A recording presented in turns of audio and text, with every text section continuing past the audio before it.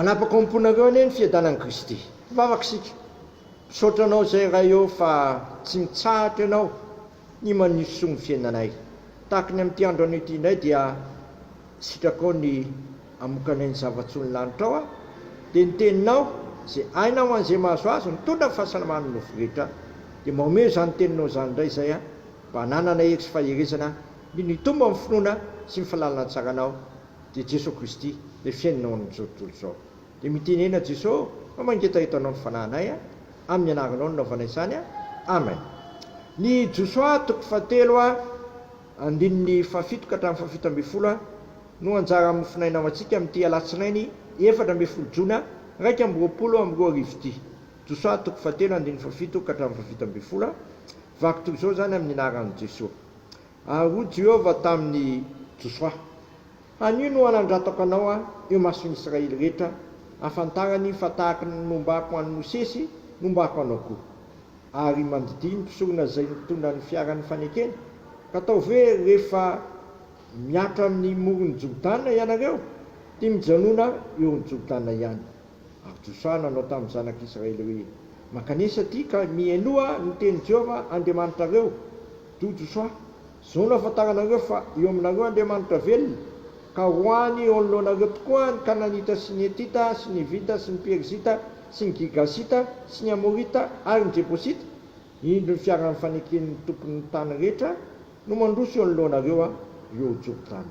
Ko ankehitriny mangala lehilahy 12 amin'ny firenen'i Israely ho anareo, dia ray avy isa-pirenena, ary raha vao mijanona eo amin'ny rano Jordana ny falahadian'ny mpisorona izay mitondra ny fiaran'ny faneken'i Jehova tompon'ny tany rehetra, to tapaka ny rano Jordana dia ny rano izay midina avy any ambony ka hijanona ho tony atoto an-javatra.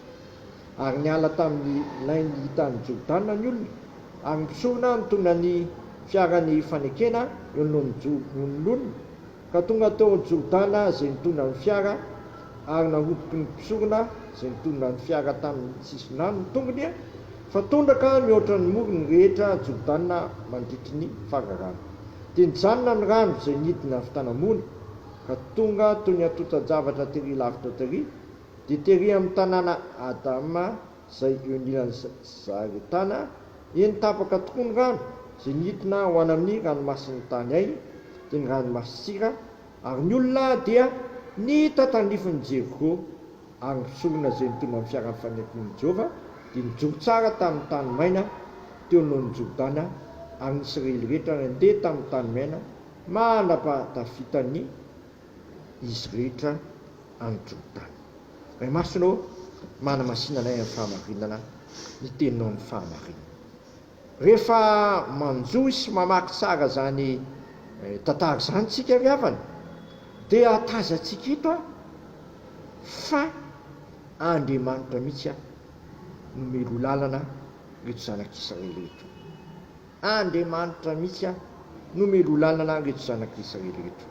Ny fiaran'ny fanekena izay melo lalana ny zanak'Israely dia ambarany soratra masina fa ny fiaran'ny fanekena fiaran'ny tompon'ny tany rehetra no mandroso ny lohanareo eo Jordana eo amin'ny 120 dia manambara fa Andriamanitra manatrika ny olombelona. Andriamanitra mihitsy eto mitahika ny zanak'Israely, izay ny asehony hoe fiaran'ny faneken'ny tompon'ny tany rehetra izay mandroso ny lohan'ny olona. Andriamanitra mihitsy mitahika ny zanak'Israely. Ry zava-dehibe izany hoe Andriamanitra mihitsy mitahika sy mitahika anao. Ko ny anjarako dia mihaino tsara azy, ny makato ny teniny ary manahaka ny baikiny, tsy manao zavatra izay tsy hampanaovina, izay ny maha-kristianina, fa mihaino ny tenin'Andriamanitra manakariva.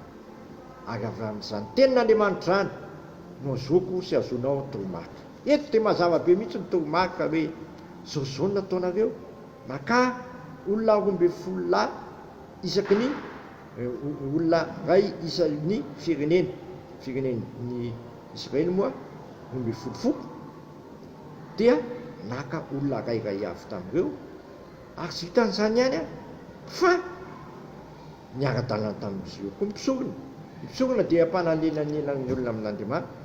Dia ny pisokona nijogo teo amin'ny lon'ny onjodanina, dia vonikasika tamin'ny onjodanina ny faladiny pisokona dia zagago ny rano na dia tondraka dia tondraka riavana.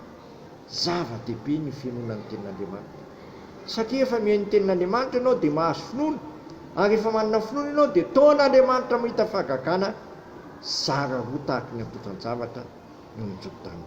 Ary sy hitany hoe ny zagago fa tonga tany maindry dia afaka nandidy eo ny zanak'Israely. Tsarotsehiketo ilay nialany zanak'Israely tany Egypte, izay fomba niala tany tamin'ny fomba manetiketika, satria nataon'Andriamanitra sokatra teo anoloany ny sakana lehibe dia ny ranomasina teo anoloany ny fahavalony ny Egyptianina tato aoriana. Nefa dia sokafan'Andriamanitra ny ranomasina dia afaka namakivaky ny tany maina, dia tonga tany maina ny ranomasina. Ravana tsy miovy io Andriamanitra io fa mbola miasa takizanay. Tsy avelany tapidalaka ilay zasy ianao, fa na dia amin'ny tsy azo anoharana miditra tsehatra eo izy ka manokatra lalana ho asy anao. Mahafantatrao moa fa i Jesosy Kristy zay arahanao io sy tomponao io sy raisinao mpanjaka ny mpanjaka sy ataonao tompo io dia izy mihitsy no lalana, izy ny lalana andehananao, izy mihitsy no fahamarinana, izy mihitsy ny fiainana. Mpandinika izay dia milaza hoe lalany fahamarinana ny fiainana izy. Ka raha tia azo rariny sitsiny ianao aty amin'ity zao tontolo zao ty dia manaraka an'i Jesosy.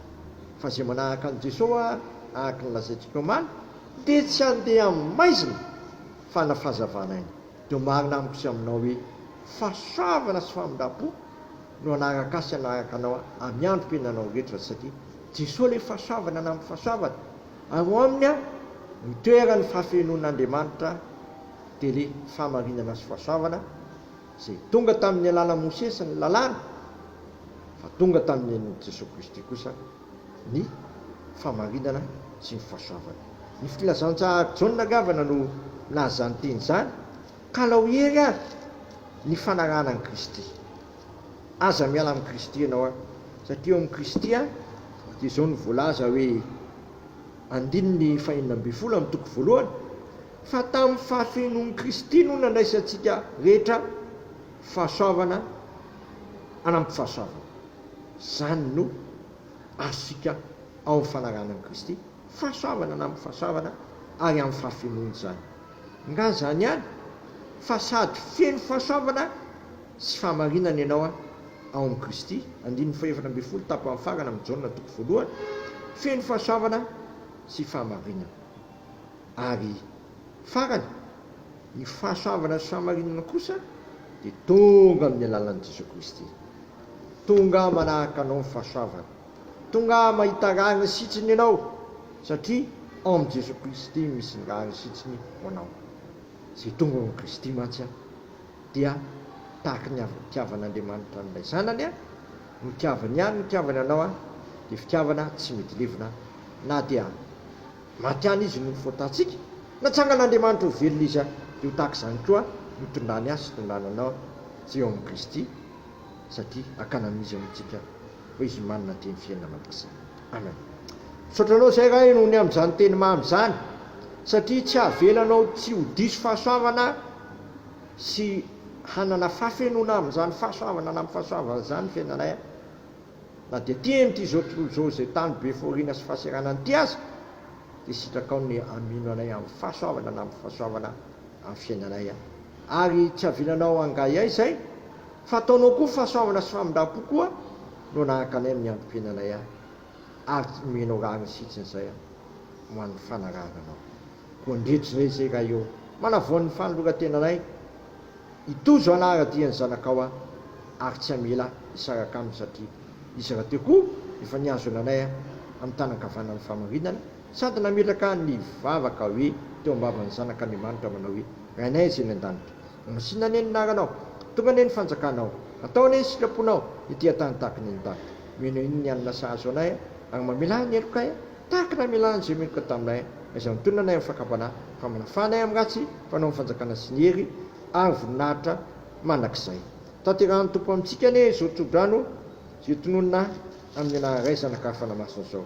Ary Andriamanitra ny fanantenanany amena anareo amin'ny fifaliana sy ny fiadanana rehetra amin'ny filoanareo ho itombonareo amin'ny fanantenana ny hery ny fanamasina ary amin'ny Kristy no andraisanareo ny fahasoavana anampy fahasoavana ary fahasoavana sy famindram-pona anaraka anareo amin'ny andro iainanareo amara-piavin'i Kristy eny amin'ny raon'ny lanitra. Voninahitra ne ho an'Andriamanitra rery ihany amin'ny anaran'ny Ray sy ny Zanaka ary ny fanamasina. Amen.